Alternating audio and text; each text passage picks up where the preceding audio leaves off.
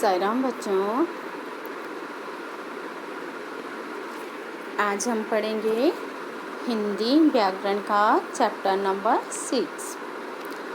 तो देखो बच्चों, ये है व्याकरण का चैप्टर नंबर 6। क्या है आपका?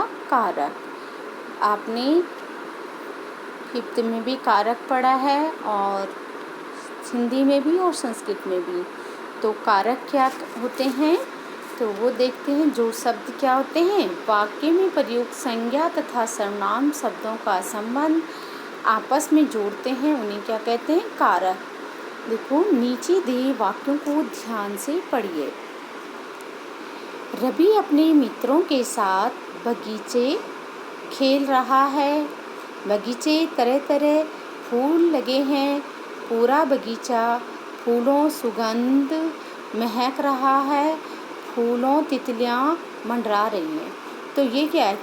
आपको ये पढ़ने में थोड़ा अटपटा नहीं लग रहा है? इसको पढ़ने में हमें कुछ मज़ा नहीं आ रहा है, तो फिर इसको दोबारा से हम सही तरीके से कैसे पढ़ेंगे? रवि अपने मित्रों के साथ बगीचे में खेल रहा है। बगीचे में तरह तरह के फूल लगे हैं। बगीचा फूलों की सुगंध से महक रहा है। फूलों पर तितलियां मंडरा रही हैं। अब इसमें देखो बच्चों, क्या था? में, के, की, पर इत्यादि क्या है? शब्द जुड़े हैं।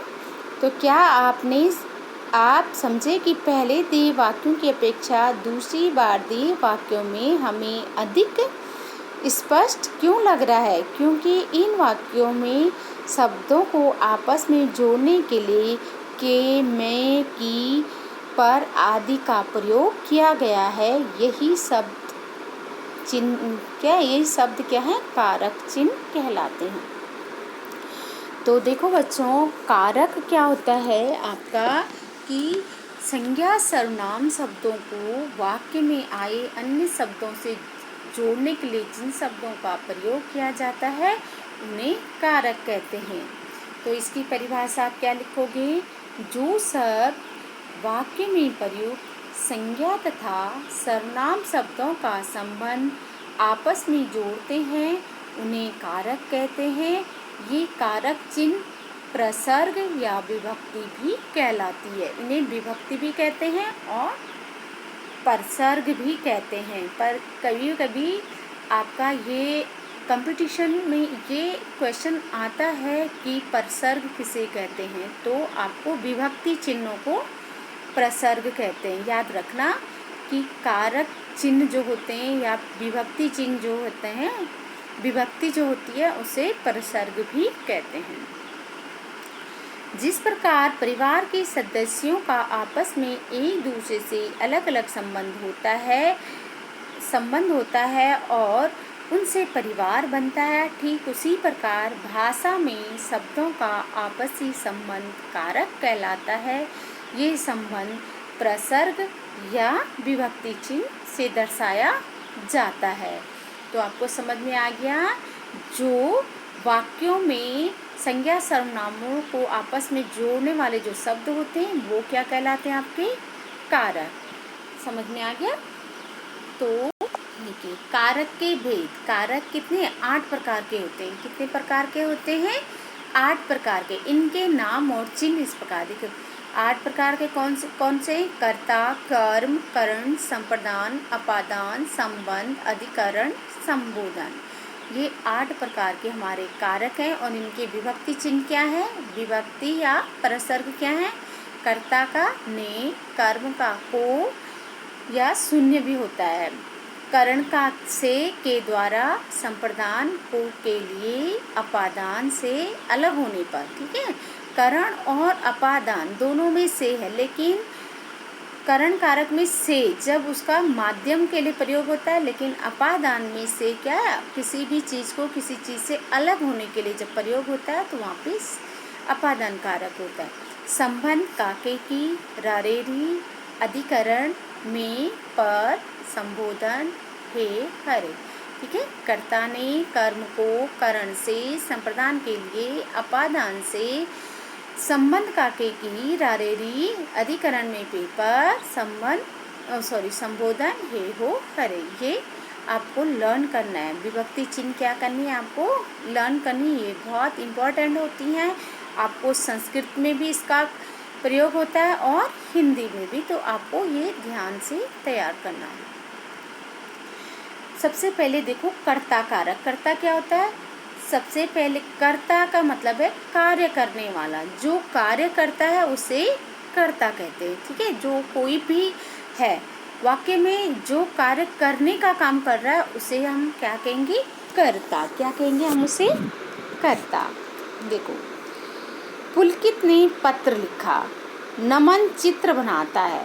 तो यहाँ पे दोनों वाक्यों में काम कौन कर रहा है? देखो, किसने लिखा? पुलकित ने। किसने बनाया? नमन ने। तो कर्ता कारक क्या है? नमन। और पुलकित क्या है? कर्ता कारक। फिर है कर्म। कर्म कारक क्या है? देखो, मिशिका तबला बजा रही है, माँ बच्चे को पढ़ा रही है। क्या बजा रही है? तबला। देखो, जिस चीज़ से जब कर्ता जो कार्य करता है उसका फल जिस पर पड़ता है वो क्या कहलाता है? कर्म कारक। ठीक है, यहाँ पर क्या बजा रही, इसको जब हमें वाक्य में कारक ढूंढना है तो कर्म कारक के लिए हमें क्या क्वेश्चन मार्क लगा के हम उसका जो आंसर मिलता है वो कर्म कारक है। किसको या क्या? जिस शब्द पर कर्ता की क्रिया का फल पड़े। ठीक है, कर्ता जो कार्य करता है और उसके कार्य करने से जिस पर असर हो रहा है वो क्या कहलाता है? हमारा कर्म कारक। जिस शब्द पर कर्ता की क्रिया का फल पड़े उसे कर्म कारक कहते हैं। कर्म कारक की विभक्ति को है। इसे पहचानने के लिए क्रिया से पूर्व क्या तथा किसको का प्रश्न किया जाता है। जो उत्तर मिलता है वो कर्म कारक होता है। कर्म कारक में कभी को विभक्ति का प्रयोग किया जाता है, कभी नहीं किया जाता। कभी को क्या है? लुप्त भी होता है। जैसे कर्ता कारक में ने, जैसे सीता चित्र बना रही है तो सीता ने विभक्ति क्या है? विभक्ति का लोप हो गया है, तो वहाँ पे कभी कभी कर्म कारक में को विभक्ति का भी लोप हो जाता है। इस तरह से आपको ध्यान रखना है। तो क्रिया से पहले जब हम क्या या किसको प्रश्न शब्द लगाते हैं तो अगर उसका जो हमें आंसर मिलता है वही हमारा कर्म कारक कहलाता है। फिर है करण कारक। समझ में? कर्ता क्या है? जो कार्य करता है। कर्म क्या है? कार्य करने का फल जिस पर पड़ता है वो कर्म कारक है। जैसे यहाँ पे था आपका मिशिका तबला बजा रही है, तो तबला बजा रही, बजाने का जो मिशिका कार्य कर रही है उसका वो जो कार्य कर रही है बजाने का तो किस चीज़ को बजा रही है? उसका बजाने का असर किस पे हो रहा है? तबले पे। तो तबला क्या हो गया? कर्म कारक। अब है आपका करण कारक। करण क्या है? कर्ता ने कर्म को करण से, यानी जिस माध्यम से हम कार्य कर रहे हैं, जो कर्ता कारक है, जो कार्य करने वाला व्यक्ति है, तो वो जिस माध्यम से आपका कार्य कर रहा है तो वो हमारा करण कारक। जैसे मैं चौक से लिखती हूँ, मैं किससे लिख रही हूँ? किस माध्यम से कार्य कर रही हूँ? मैं लिखने का कार्य कर रही हूँ। मैं करता हूँ लिखने का कार्य कर रही हूँ, लेकिन किस चीज़ से? चौक से। किस पे लिख रही हूँ? बोर्ड पे। तो मैं क्या हो गई? कर्ता कारक। किससे लिख रही हूँ? चौक से। चौक क्या है? कर्ण कारक। किस पे लिख रही हूँ? बोर्ड पे। तो बोर्ड क्या है? कर्म कारक। तो आपको समझ में आ गया कि कर्ता कारक, कर्ण कारक, यानी कर्ता जिस माध्यम से कार्य कर रहा होता है। मैं आपको पढ़ा रही हूँ किससे? पुस्तक से। या मैं आपको फ़ोन से पढ़ा रही हूँ, तो फ़ोन क्या? मेरा एक आप तक पढ़ाने का माध्यम क्या है? फ़ोन। क्या है? मैं इस फ़ोन से आपको पढ़ा रही हूँ, तो ये फ़ोन एक माध्यम है। पढ़ाने का जरिया हमारे बीच में क्या है? फ़ोन। तो फ़ोन क्या है? कर्ण कारक। समझ में आ गया? तो वंश कार से स्कूल जाता है। वंश किससे स्कूल जाता है? कार से, किस चीज़ से काम, जाने का काम किससे हो रहा है, कार से हो रहा है, तो कार उसका एक स्कूल जाने का माध्यम है, तो वो क्या है, कर्ण कारक। काव्या पेंसिल से लिख रही है, काव्या किस चीज़ से लिख रही है, लिखने का कार्य कर रही, कौन कर रहा है, काव्या। काव्या क्या है, करता है, लेकिन किससे लिख रही है, पेंसिल से, तो वो क्या है आपका कर्ण कारक। जिस साधन द्वारा या जिसकी सहायता से कार्य पूरा होता है उसे हम कर्ण कारक कहते हैं। फिर आपका आता है संप्रदान कारक। ये तो हो गया कर्ता कारक, कर्म कारक और कर्ण कारक। संप्रदान क्या है, जिसके लिए हम कार्य करते हैं वो क्या कहलाता है, संप्रदान कारक। माँ बेटी के लिए कंप्यूटर लाई, माँ क्या है, कर्ता कारक। किसके लिए क्या लाई, कंप्यूटर लाई, तो कंप्यूटर किसके लिए लाई, बेटी के लिए लाई, तो बेटी के लिए क्या है, संप्रदान कारक। बेटी के लिए क्या है, संप्रदान कारक। नर्स रोगी को दवा पिलाती, किसको दवा पिलाती है, रोगी को, तो किसके लिए दवा पिला रही है, किसको पिला रही है, रोगी को, तो वो क्या है आपका संप्रदान कारक। जिसके लिए क्रिया की जाती है, यानी जिसके लिए हम कार्य करते हैं वो क्या कहलाता है, संप्रदान कारक। वह संप्रदान कारक कहलाता है। संप्रदान कारक की विभक्ति को तथा के लिए, ठीक है।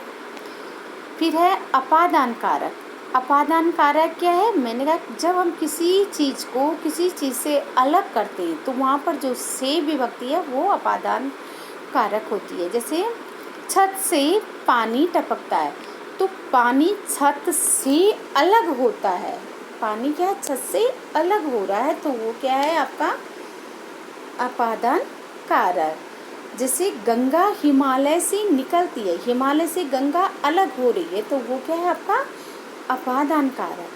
पुस्तक मेज से गिर गई, तो पुस्तक मेज से क्या है आपका अपादान कारक। तो अलग होने के लिए क्या होता है, अपादान कारक। जिस शब्द से अलग होने का भाव प्रकट हो उसे अपादान कारक कहते हैं। फिर है संबंध कारक। अभिनय की पुस्तक मिल गई, संभव का भाई नटखट है, तो किसकी पुस्तक मिल गई, अभिनव की। किसका भाई नटखट है, संभव का। तो जब शब्द का संबंध दूसरे शब्द से बताया जाए तो उसे संबंध कारक कहते हैं। तो यानी पुस्तक का संबंध किससे है, अभिनव से, और भाई का संबंध संभव से, तो वहाँ पर क्या है, संबंध कारक। जब एक दूसरे का संबंध जहाँ पर बताया जाता है तो वो क्या कहलाता है आपका संबंध कारक। इसकी विभक्ति चिन्ह कौन कौन से हैं, का, के, की तथा रा, रे, री। फिर है अधिकरण कारक। अधिकरण कारक का मतलब है पर, कोई भी चीज़ किसी चीज़ के ऊपर रखी है तो वो अधिकरण कारक है। जैसे मेले में बहुत भीड़ है, मेले में संबंध है ना, सॉरी अधिकरण में, कहाँ भीड़ है, मेले में या मेले पर भीड़ है, तो वो क्या है, में आपका संबंध, कहाँ भीड़ है, मेले में। जब कहाँ का आंसर आपको जहाँ मिले, जो भी आंसर मिले कहाँ का, तो वहाँ पर आपको किस पर या कहाँ जो आंसर, उसका आंसर जब मिलता है तो वो आपका क्या कहलाता है, अधिकरण कारक। मेज पर पुस्तक रखी है, पुस्तक कहाँ रखी है, मेज पर, या किस पर रखी है, मेज पर। तो जिस शब्द से क्रिया के होने के स्थान या आधार का पता चलता है तो उसे अधिकरण कारक कहते हैं। पक्षी पेड़ पर बैठे हैं, कहाँ बैठे हैं, पेड़ पर, तो ये अधिकरण कारक है। फिर है संबोधन कारक। अरे मोहन मेरी बात तो सुनो, हे भगवान। जब हम किसी को संबोधित, किसी को बुलाने का कार्य करते हैं तो उसके लिए हम क्या है, संबोधन, कुछ एक शब्द, ए इधर आओ, सुनो, ये करो, तो इस तरह से जो शब्द होते हैं संबोधन, किसी को बुलाने के लिए हम किसी को संबोधित करते हैं तो वो शब्द क्या कहलाते हैं, संबंध वो कारक। किसी को पुकारने या संबंधित करने के लिए जिस शब्द का प्रयोग किया जाता है उसे संबंध कारक कहते हैं। संबोधन कारक कहते हैं। संबोधन कारक की विभक्ति है हे, हरे, हरे। संज्ञा, अभी तक हमने क्या पढ़ा? संज्ञा या सर्वनाम शब्दों का क्रिया के साथ संबंध बताने वाले शब्द क्या कहलाते हैं? कारक। दूसरा, कारक चिन्हों को परसर्ग या विभक्ति कहते हैं। फिर है कारक के 8 भेद हैं। कितने भेद हैं कारक के? 8 भेद। कारकों को विभक्ति चिन्हों द्वारा पहचाना जा सकता है। फिर आपका आता है अभ्यास कार्य। देखिए, नीचे दिए प्रश्नों के उत्तर दीजिए। सबसे पहले आपका है कारक किसे कहते हैं?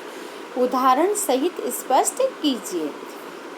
तो कारक किसे कहते हैं? संज्ञा या सर्वनाम शब्दों का क्रिया के साथ संबंध बताने वाले शब्दों को कारक कहते हैं। ठीक है, संज्ञा या सर्वनाम शब्दों का क्रिया के साथ संबंध बताने वाले शब्दों को कारक कहते हैं। जैसे बालक पढ़ता है, पुलकित ने पत्र लिखा, इत्यादि। फिर है खा वाला सभी कारक चिन्हों के नाम लिखकर उनके विभक्ति चिन्ह भी लिखे। तो आपको कारक चिन्ह पीछे भी दिए हैं, आप कारक भी है और कारक चिन्ह। तो सभी क्या है? कर्ता, कर्म, कर्ता ने, ये विभक्ति चिन्ह है और ये कारक हैं। कर्ता ने कर्म को करण से संप्रदान के लिए, अपादान से संबंध काके की, अधिकरण में पेपर, संबोधन हे, हो, हरे। फिर है आपका नीचे दिए कारकों की विभक्ति चिन्ह लिखिए। करण कारक का विभक्ति चिन्ह क्या है? से। संप्रदान का के लिए, कर्म का को, अधिकरण का में पेपर, अपादान का से अलग होने पर, संबोधन का हे, हो, हरे। तो ये आपके कारक चिन्ह। फिर है क्वेश्चन नंबर 3, रिक्त स्थानों की पूर्ति उचित कारक चिन्हों द्वारा कीजिए। जैसे आकाश में तारे चमक रहे हैं। फिर है आपका राहुल बस से घर वापस आया। कविता ने पाठ याद किया। मैंने पिताजी के लिए उपहार खरीदा। अरे इतना क्यों बोलते हो? गेंद मेरे हाथ से फिसल गई। बछेंद्री पाल ने एवरेस्ट की चोटी पर तिरंगा फहराया। फिर है आपका क्वेश्चन नंबर 4। देखो क्वेश्चन नंबर 4 में नीचे दिए वाक्यों में सही और गलत का निशान लगाए। मैंने बाजार गया, तो गलत वाक्य है। मैंने बाजार गया, मैं बाजार गया, ये सही है। पक्षी ने चहचहाने लगा, गलत है। पक्षी चहचहाने लगा। मुझे बाजार जाना है, ये सही है। मैंने बाजार जाना है, ये क्या है? रॉन्ग है। तेरे को कुछ नहीं पता, तो ये गलत है। तुझे कुछ नहीं पता, ये सही है। फिर है रंगीन शब्दों में कारक बताइए। अब ये बीच में जो रंगीन शब्द दिए हैं उनमें कौन सा कारक है वो आपको लिखना है। देखो छुट्टियों में हम शिमला गए, तो में किसका चिन्ह है? अधिकरण कारक। ऋचा ने नाटक में भाग लिया, तो ऋचा ने और में दोनों रंगीन शब्द है, ने और में। ऋचा ने तो क्या है? कर्ता कारक। और किस में भाग लिया? में। तो ये क्या हो गया? अधिकरण कारक। दोनों इसमें 2 कारक है। एक ऋचा ने और में दोनों रंगीन शब्द हैं, तो ने कर्ता कारक है और में अधिकरण कारक। बगीचे की दीवार बहुत ऊंची है। बगीचे की दीवार, तो ये क्या? संबंध। बगीचे दीवार का संबंध किससे? बगीचे से। बगीचे की है ना दीवार, तो इसमें क्या है? संबंध कारक। पेड़ पर आम लगे, कहाँ आम लगे? पेड़ पर, तो अधिकरण कारक। में पे पर, ठीक है, अधिकरण कारक। फिर नवीन को पुरस्कार मिला, तो को क्या है? को। नवीन को, किसको? नवीन को। तो क्या है? कर्ता ने कर्म को, किसको? कर्म को। तो क्या है ये? कर्म कारक। फिर है आपका, मैं रोज बस से स्कूल जाती हूँ। किससे जाती हूँ? बस से। तो क्या है? करण कारक। माध्यम बता रहा है बस से, तो क्या है? करण कारक। मैंने अध्यापिका के लिए कार्ड बनाया। तो मैंने किसके लिए कार्ड बनाया? अध्यापिका के लिए। तो जिसके लिए कार्य करते हैं वो क्या होता है? संप्रदान कारक। तो यहाँ पे है आपका संप्रदान कारक। ठीक है, आप ये पहला है कर्ता अधिकरण कारक, कर्ता अधिकरण, इसमें दो हैं, संबंध, अधिकरण, कर्म, कारण और संप्रदान। तो ये आपका लेसन था। आप अच्छे से इसकी रीडिंग कीजिए और इसकी एक्सरसाइज अपनी बुक में इसको अपनी एक्सरसाइज कीजिए। तो आज के लिए इतना ही, धन्यवाद।